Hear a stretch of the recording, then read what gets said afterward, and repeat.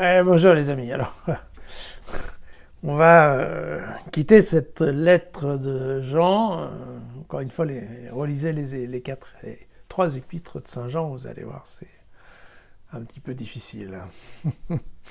Mais on retrouve aujourd'hui l'évangile de Luc au chapitre 2, toujours les versets 15 à 21 pour parler de la naissance de Jésus. Alors évidemment on fait ça le premier jour de l'année plutôt que le 25 décembre, mais ce n'est pas grave.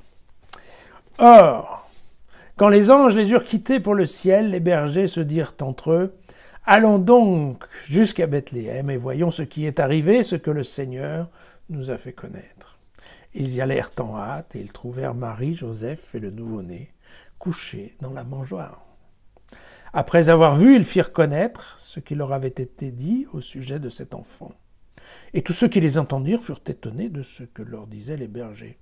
Quant à Marie, elle retenait tous ces événements en cherchant le sens.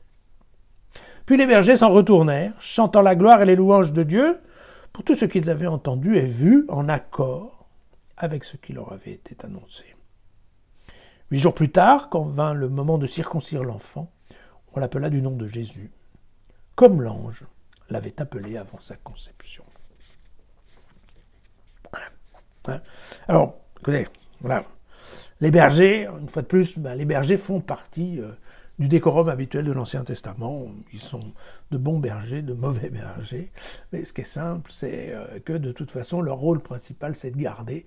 Et donc, voilà, que des bergers accueillent le nouveau berger d'Israël, ça ne paraît pas forcément inconcevable, en tout cas dans l'esprit de Luc.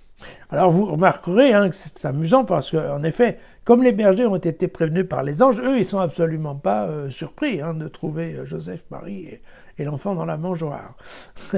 Alors que après, quand ils commencent à raconter tout ça aux gens, eh bien effectivement, eux les gens sont surpris parce qu'ils n'ont pas rencontré les anges avant. Voilà.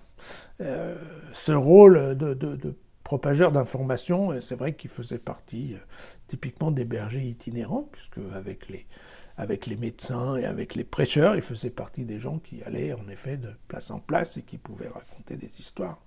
Donc là, jusque-là, en effet, ils jouent très bien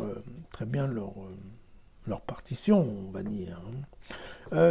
Il y a bien entendu cette fameuse image de Marie, donc on a déjà lu l'autre jour, à propos de la présentation au temple, de l'enfant qui se perd. Ici, vous voyez que Luc est un peu plus directif, puisqu'il nous dit bien qu'elle retenait tous ces événements. Il ne nous dit pas que c'est en son cœur, mais on nous l'a dit après.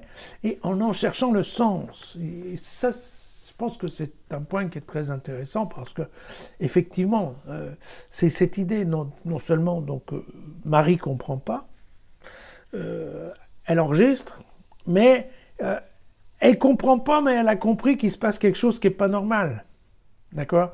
Et donc son idée, c'est de se dire que, ok, elle va mettre ça dans un coin de sa tête, et puis après, quand elle aura le temps, ou quand elle aura plus d'infos, à ce moment-là, elle va y réfléchir, et il va sortir quelque chose de sa réflexion. Vous voyez, c'est cette idée dont je vous avais parlé, parce que par rapport à Jésus facile, c'est exactement ça. Quand on se lance dans tous ces textes du Nouveau ou de l'Ancien Testament, on ne comprend pas facilement à la première lecture, ou on croit comprendre, mais on est complètement à côté de la plaque.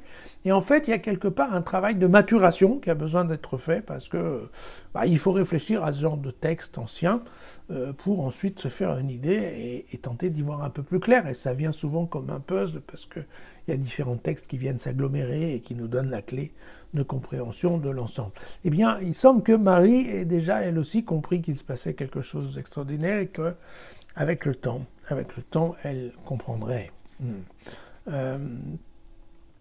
Voilà, cette nativité de Luc, bien évidemment, elle est très différente de celle de Matthieu, puisqu'on va la lire bientôt, mais on est loin des rois mages, on est loin des cadeaux royaux. Et c'est vrai qu'il y a une volonté, bien entendu, délibérée de Luc, de nous montrer que non, ce Messie-là n'a pas besoin de la gloire et de la grandiloquence et de la pompe, on va dire. C'est un homme du peuple qui vient au milieu de son peuple. Et bien évidemment, c'est de là que sortent en effet Luc et l'évangile des pauvres et de la miséricorde. C'est ce mélange à la fois de gloire et d'abaissement qui est tout à fait typique de l'évangile de Luc, qui nous en parle plusieurs fois. Voilà, la venue sur terre de la gloire et de l'abaissement. Voilà, l'abaissement. À midi, je regardais une émission et on nous disait, le présentateur ou le journaliste disait, en parlant de François, qu'il était le pape de Lampedusa. Hein. Oui, c'est pas le pape qui apprécie beaucoup d'aller dans les honneurs et dans les choses comme ça. Et donc, c'est probablement la raison pour laquelle il a laissé tomber Notre-Dame de Paris en préférant aller dans le peuple et dans la piété populaire, au sens propre du terme, de la Corse. Voilà. Effectivement, Luc nous donne une version, on va dire un peu quelque part de Lampedusa plutôt que de la Gloriole. Voilà. C'est peut-être pour ça qu'on l'aime bien. À demain.